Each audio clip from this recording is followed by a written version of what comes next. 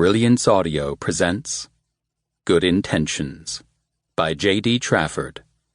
Performed by Will Damron. My life began to unravel the same day I found my mentor dead.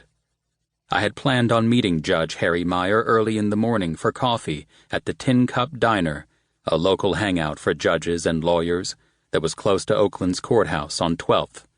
A newspaper reporter had called me with a vague message about one of the first child abuse cases I had handled, and I needed Harry's advice. She didn't give me any specifics, but I knew which case she wanted to talk about. Because I'm a new judge, you'd think I hadn't yet done anything that would merit media attention. But you'd be wrong. When Harry didn't show at the Tin Cup, didn't return my phone calls, and didn't come to work, I got worried. Anything I need to do right now? My new law clerk, Karen Fields, shook her head. Nothing until this afternoon, Judge. This my mail? I pointed to a stack on the edge of Karen's desk. Yes, Judge, she nodded. Didn't look like anything important. I picked up the stack, which included the new issue of the California State Bar Association's monthly magazine, and put it all in my briefcase. Then I grabbed my black wool trench coat and went to the elevators. As I rode down to the main floor, I put the coat on. I was glad I did, because a stiff, cold wind came off Lake Merritt the moment I stepped outside. I buttoned up the coat higher, took a step forward, and braced myself for another blow. The tall trees lining the lakeshore park bent as darker clouds rolled over the redwood hills in the distance. It wouldn't be too much longer until the sun disappeared for the winter, sending the Pacific coast under a blanket of clouds. I walked to a parking garage about a block away, got into my Range Rover, and drove out of Oakland toward Harry's house in Berkeley's Rock Ridge neighborhood.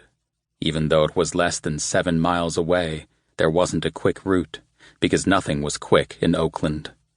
I had been to Harry's restored Craftsman so many times it was practically my own boyhood home.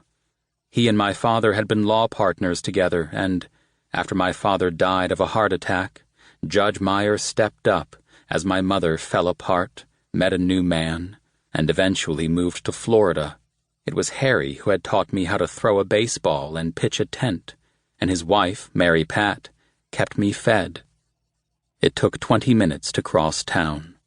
I drove down Broadway, turned left on College, and then up into a leafy residential area. Harry's house was in the middle of the block. The neighborhood was calm, but an uneasy feeling grew as I approached the house. Then I saw it. The front door was wide open. The wooden storm door swung in the breeze. It creaked and banged as I walked up the steps. I noticed when I reached the top that the screen was torn, pushed out from the inside. Then I saw Harry. He died in the entryway. A gun lay discarded a few feet away. Harry's body was twisted, legs bent, one hand above his head reaching toward nothing, the other hand, stained dark red, wrapped tight to his stomach. Blood had pooled underneath him. The air was heavy and caught in my lungs. It was thick and raw. I couldn't move my feet as I stared at him. I knew Harry was gone. I didn't need to check. The ends of my fingers went numb, then my hands. Sickness rolled up from my stomach, and that's what forced me to move.